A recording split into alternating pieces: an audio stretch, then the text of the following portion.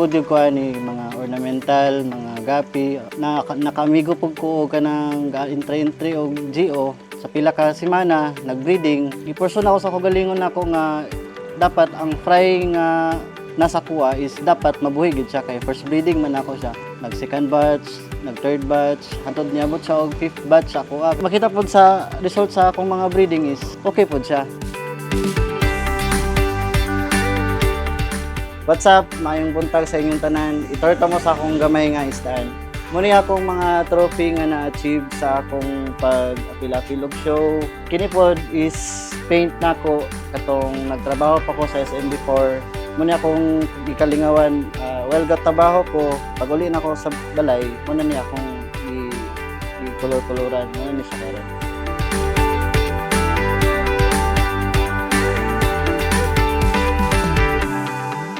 Kani akong mga rayokin, bisag accidentally lang na ako na breed kay tungod lagi ang ibilin sa ako ang mga material. Masukol gyapon ni siya sa mga shows pohon. Magdepende pud ni sa groomer kung unsaon niya pag-groom. Sa jeans pod mga nindot ang mga jeans sa mga parents ani nila. Before pa ko na goldfish, muna akong mga isda, mga ornamental, danios, mga tetras, na daniya ako mga breeders wala na ako gi-out kay pohon-pohon makabalik ra gyapon ko breeding. And then, ang nadiriya na ako is, muna ang first fund na ako, mga material na lang ni, mga pet grade na lang ni nadiri. Muna mga sample na ako, for release na po din ako sila. Pwede tinagsa, pwede po wholesale. Maka-save ka kung dinagan. By piece na ako ani is, mulagan siya o tag 150 ang isa. Kung wholesale, pwede na siya 100. Sakto na po nila mga size ani. Ang akong rayokin is red-white, dayon red good siya. Then kung white, tanan gud sa lawas niya is white pod siya. Sa rayokin ako, naning short tail, na mid tail, na po'y broad tail. Isa lang na siya ka-breedingan ako. Kibali man gud ang parents man gud is isang ka gid ako ang katong tulo ka kuan niya. Muna ang nanggawas karon is nagid tanan gihapon halos. Sa ako magumakita karon, ang white is medyo brag makasukol pagyapon kung good na kay ang sakto gud ang ilahang panglawas. Then, for minor awards po siya na single color, nindot ni sila. Kani mo range gini siya o kung groomable mo range siya tag 500. Dayon, pang display lang 100 to 150. Kung daghan po din yung paliton, automatic yun siya nga wholesale price. So, mas makalas magdako kung ginaghan. Kung gusto mo og mga whitey nga mga rayukins nga gwapo og quality, pwede pa gid siya mag-groom. Makita man po din niyo nga pwede pa gid siya mag-groom.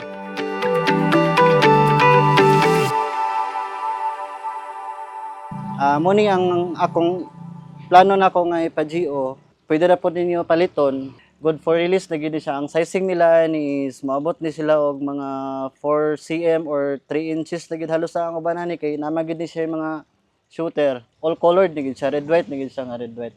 Siguro mga 1 month ani niya, pwede na ninyo ma-entry sa small. Kung nai-interesado, mabaligyan ako ni siya og mga 500 per fish. Mo rin siya og mga 30 to 40 kabuok nga fish ang akong mga selected ani.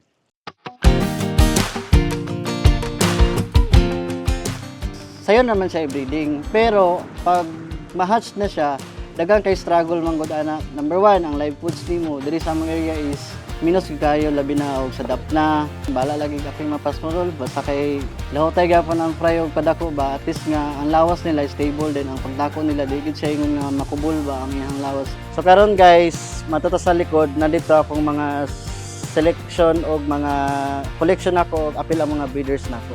Nadari guys. Bali ang naadiri is mga breeders nako.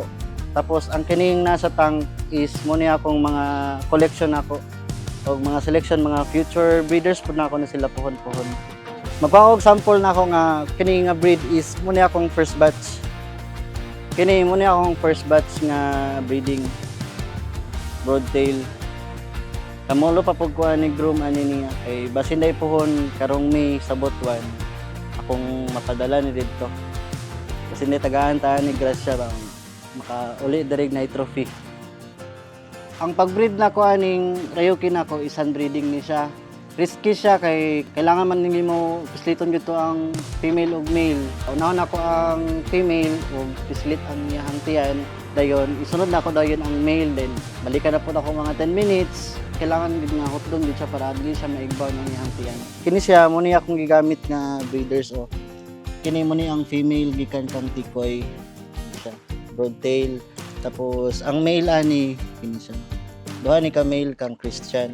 Mga pula gid siya. Quality pod ang kail lang mga isda. Gikanig mga GO nga fish. Nakoy mga selection ba nako nga gikip nako mga collection nako good for breeding, pang support pohon sa mga shows. At least man lang akong ma-entry dito is kagalingon na nako nga breed. Pero gyud ang akong goal gyud nako is maguranda gyud akong breeding. Kirin mo ni akong gamiton pohon-pohon nga mga materialis. Kang gikan niya po ni kang Christian duha ka male ang sayaha kini mo siya. Kini isa ni mo ni kang Christian. Dahil na po ko isa ka male pa ang gamiton nako is kini redhead kang nanal. Dahil ang female nako gamiton is gikan kang bulingit line.